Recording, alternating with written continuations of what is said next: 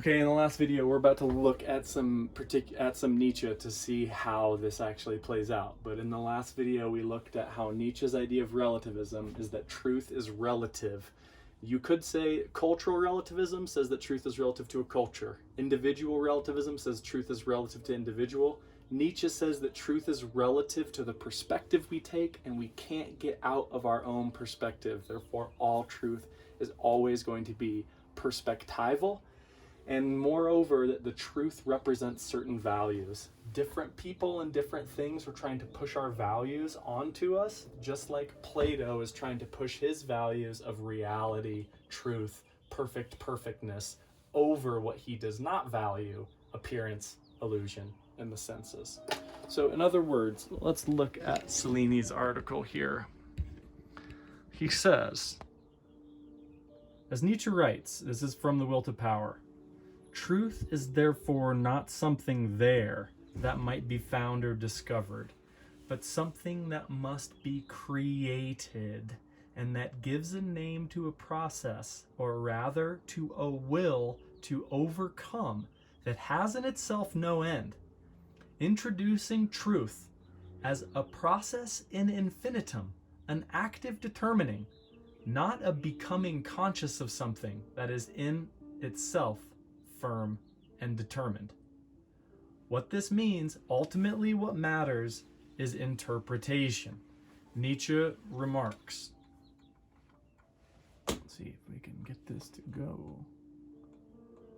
Insofar as the word knowledge has any meaning, the world is knowable, but it is interpretable otherwise. It has no meaning behind it, but countless meanings, plural.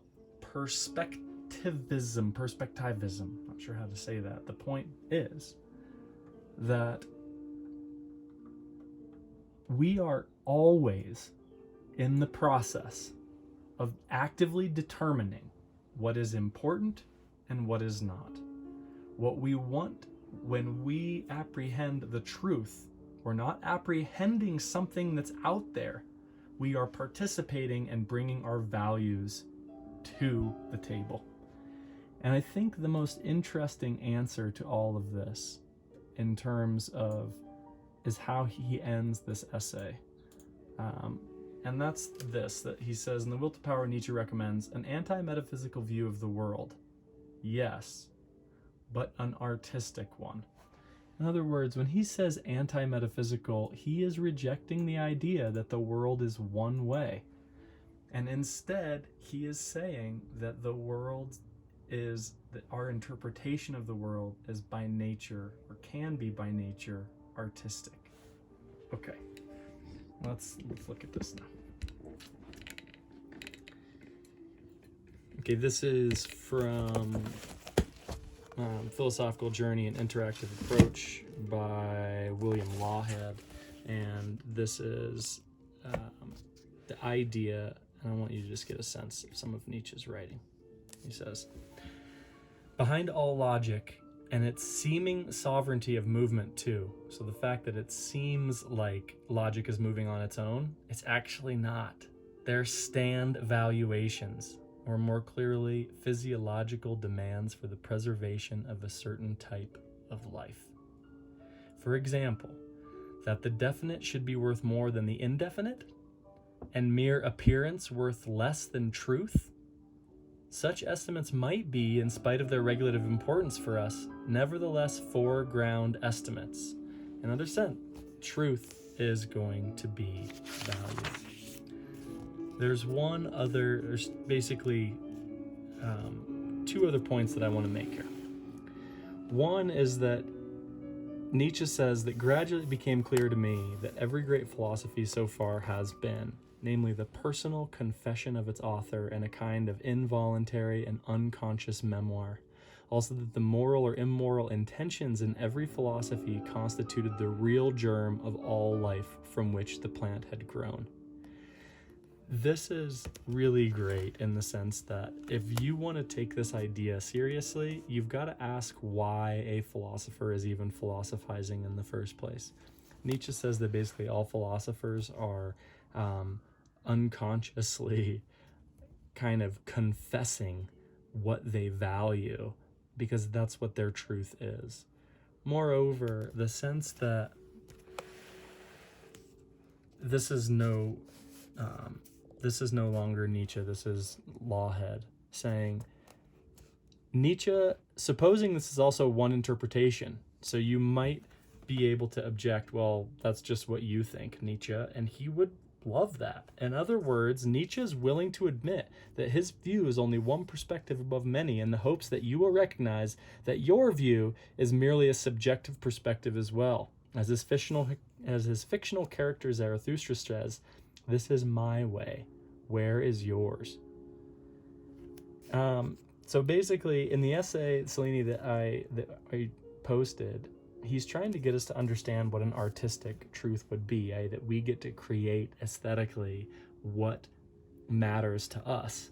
Usually, though, and this is where he kind of agrees with Sartre, we don't. Instead, we wear masks of objectivity to hide the awesome responsibilities of our own subjectivity. Nietzsche calls these people sheep, little gray people, or the herd, the psychologically weak and the slaves. So that we are basically, he says, if you find his ideas challenging, intoxicating, and life-enhancing, or if you find them terrifying, offensive, and abhorrent, he will have been successful in evoking this form of self-revelation, and he would have cared little about what you thought of him. So that's pretty much it that I wanted to say, is that according to Nietzsche, and we can make this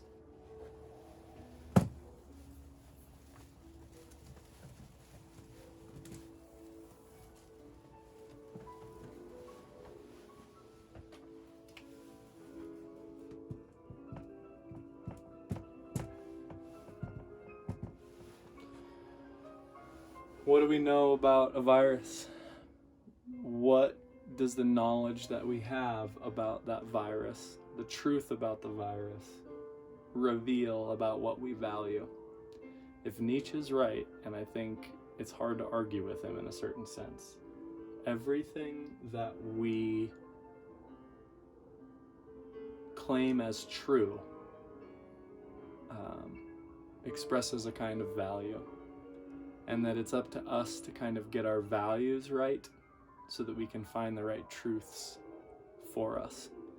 Nietzsche's is just one example, and ideally we can find our own sense of what this means to us to help us become the greatest version of ourselves and not be just a tool to other people's desire for power.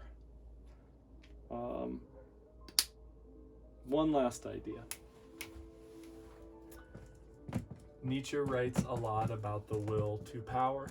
This is one of the most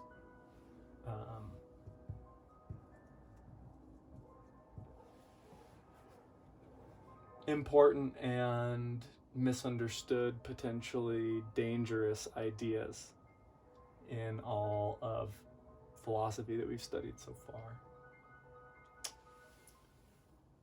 The will to power is really a will over the self that helps us become a super person. In other words, what Nietzsche's really saying, as far as I interpret it, because I can't really say what Nietzsche is really saying if I'm going to be consistent with this philosophy. And in fact, that's one of the coolest things about reading Nietzsche, is that he even contradicts himself in a way that makes you consider what you think as you read him. It's very fascinating. But the way I feel like should be interpreted, given his philosophy, if we take him seriously, is that the will to power is not really a power over other people. I think that, or the power over others. It's really a power over ourself in hopes that we can become the greatest version of who we are, given our own wills and ambitions. So I hope this idea is inspiring you to think about what's going on in the world today and kind of transform it into something that is empowering to you, whatever that means. And I hope we understand how Nietzsche's relativism applies to our discussion of truth and how very different it is from Plato's rationalism, Aristotle's empiricism, and the other versions of epistemology that we looked at last week. Okay, well, hope you're all well. Bye now.